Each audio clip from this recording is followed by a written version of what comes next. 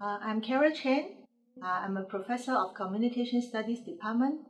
This project is a consolidation of all the data, survey data, as well as drawings of the studies related with materialism, especially among children and youth in Hong Kong, Macau, Singapore, and China.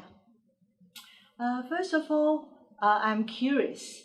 I always want to learn about new things, and people told me that digital scholarship is a kind of new trend of presenting the data.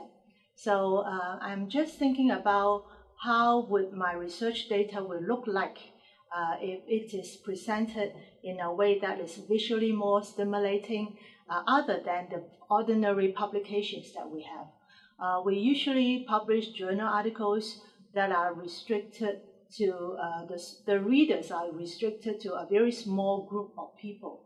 So I want my research to be able to reach a larger population of audience other than the scholars. So I think digital humanities or digital scholarship will serve that purpose. We have different specialties. The research colleagues are more focused on the concept and research, and the library colleagues are more a kind of expertise in visualization and also in archiving, how to make the data more interesting to the general public. So the working relationship is complementary to one another, and also it's a kind of joint project that we work closely together. So we share the files, and then I receive the comments from my library colleagues to how to present the data in a systematic and organized manner. And also I rely a lot on their expertise in the web design and also the way of putting the data together. So to say an example, I have never thought about adding hashtag to a figure. So when they suggested that to me, I think that is a fabulous idea. So when I look at the children's drawings, the hashtags will enable me to focus on the key visuals that they have included in the drawings. And it's not an analysis but by putting the hashtag, it's more likely that we can identify what's special about this drawing. So all these ideas are contributing by our colleagues from the library. First of all, it was put on a website format, and nowadays people will go to the web to look for all sorts of information. So instead of looking at academic journals, people are more likely to look for information on the internet, especially for those general public, including students, parents, educators. So putting those information on the web will reach a wider range of audience. For me, I think it's a kind of self-learning process. Before doing this kind of process, I have little idea how research data can be visualized. But through the development of the website, I have a more concrete idea about how to present the data in a more user-friendly way and also in a more visually stimulating way. I think the bigger challenge was, first of all, I'm quite unfamiliar with the visualizing softwares. I didn't know about their capabilities, what they can do or what they are not able to do. So there is a learning curve there.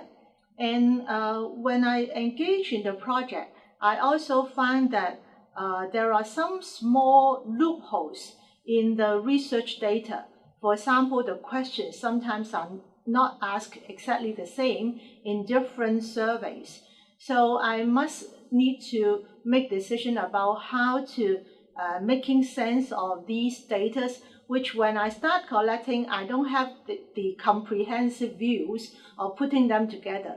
But since I need to put them together, I must make sure that the concepts are equivalent, the values are equivalent. So there are a lot of preparation work before we put them onto the website. So it's a kind of housekeeping and then put them, and then also write the conceptualization. So all these involve a lot of tedious work that on my side and on the library colleague side, we need to work together closely in order to make the story a complete one. I think promoting the website itself also is a challenge because it is rather difficult to promote something academic to the general public. So what we do is we are thinking of adding a column called Educators Corner. And in that particular column, we try to look out cases from newspapers and from the internet about how materialism affect people's daily life.